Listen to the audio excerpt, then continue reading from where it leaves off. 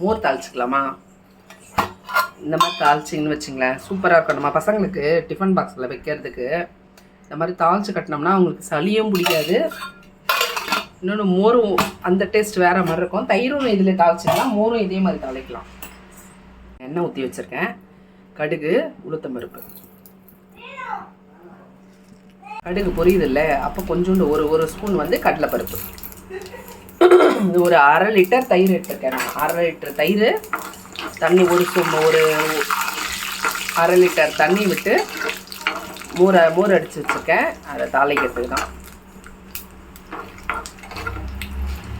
பாருங்கள், கடலைப்பருப்பு லேசாக கலர் மாறினா போதும்.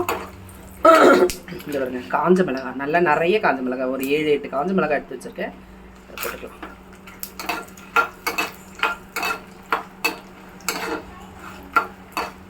காஞ்ச மிளகாய் ஒரு லேசாக கலர் மாறணும். இப்போ கருவேப்பிலை, நல்லா பச்சையாக கருவேப்பிலை கொஞ்சம் போட்டுக்கலாம். இப்போ அடுப்பு ஆஃப் பண்ணிடலாம்.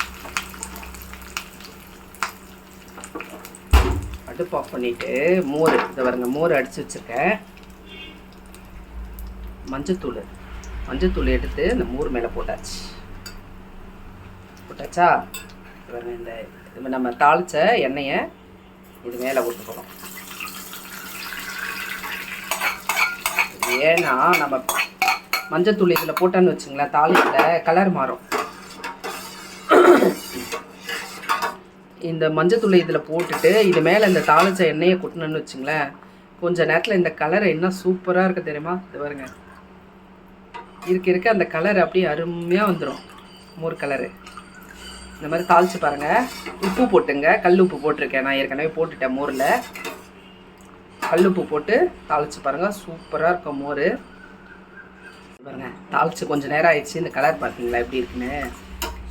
இந்த மாதிரி சூப்பராக இருக்கும். அந்த கருப்பெல்லாம் மாறாது, கலரு செம்மையாக இருக்கும். இந்த மாதிரி தாளித்து பாருங்கள். எப்படி இருக்கு கமெண்ட் பண்ணுங்கள், ஷேர் பண்ணுங்கள், சப்ஸ்கிரைப் பண்ணுங்கள். பாய்.